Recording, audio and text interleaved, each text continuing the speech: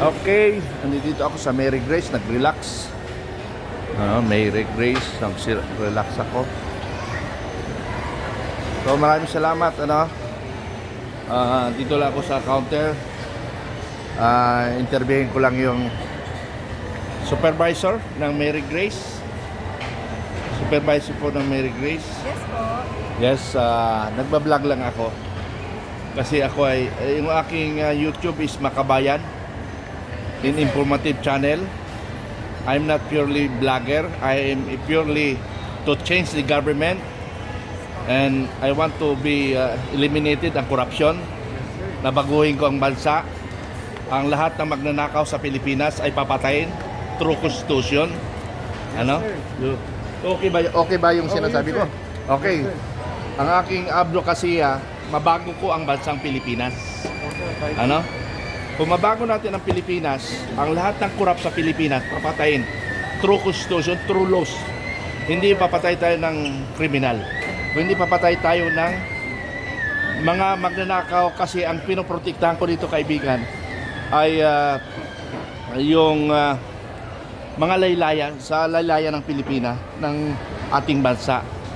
So ano masabi mo kung talagang mabago natin ang bansa? Pabor ka ba na pagpapatayin natin lahat ng mga magnanakaw sa Pilipinas? Yes sir, dapat kapag Yeah.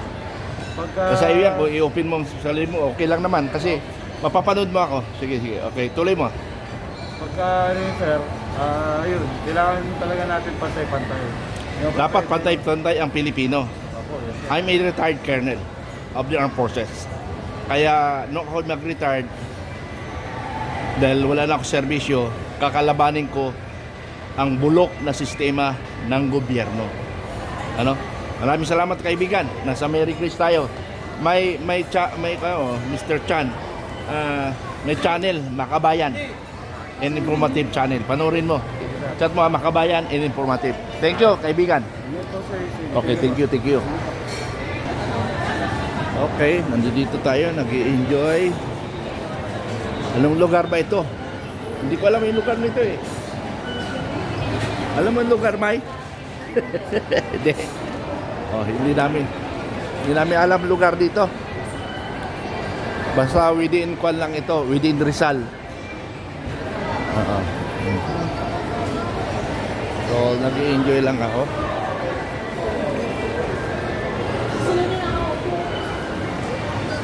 Masarap rin pala ang buhay pag masaya ang Pilipino. Nakikita natin masaya ang Pilipino, pero hindi alam nila ang bansa pala natin ay dandahang lumulubog dahil sa mga magnanakaw sa gobyerno. Kaya dapat supilin natin ang lahat ng magnanakaw sa Pilipinas. Kaya kung mababago natin ang sistema ng Pilipinas, lahat siguro death sentence lahat ng mga kriminal. Anong kriminal? Mga magnanakaw sa Pilipinas. Yan yung aayusin natin. Ito, enjoy na enjoy. Enjoy na enjoy ang Pilipino. Pero hindi nyo alam, maghihirap ang bansa.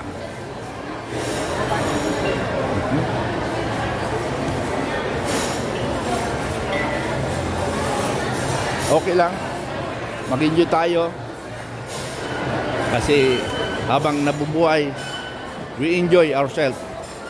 Sabi nga nila, retired na ako, dapat mag-enjoy na lang ako. Pero hindi ko kaya mag-enjoy na habang ating mga kababayan ay naghihirap. Niloloko ng ating gobyerno. Inuubos ang kaban ng bayan. Yan ang hindi natin kayang maatim. Salamat sa lahat ng Pilipino na nakiisa, mabago natin ang Pilipinas. Ano po? Salamat sa lahat ng aking mga kasamahan na naghihirap at labanan ang sistema ng gobyerno. Lalo na ang ating present na gobyerno.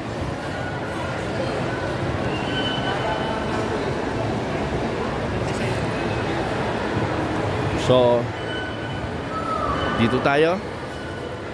Ah, dito pala. Okay. Tigilan daw. Okay.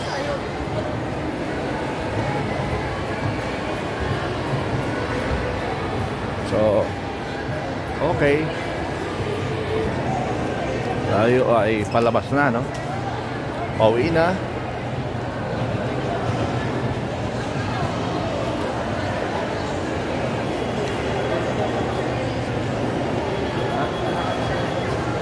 Ah. Okay. Walang pila ang senior. So, pipila tayo.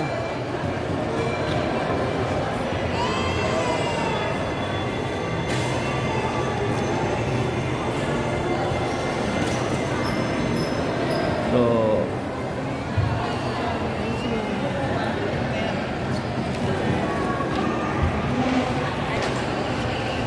okay. Waiting.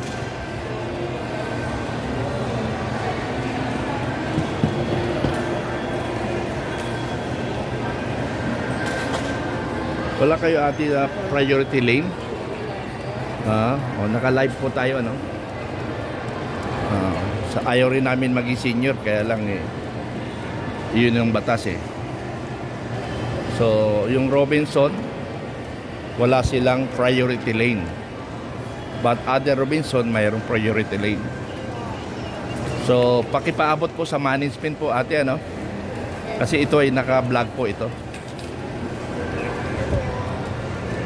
Kasi pag hindi natin sinunod yun, baguhin natin ng batas. Salamat ate.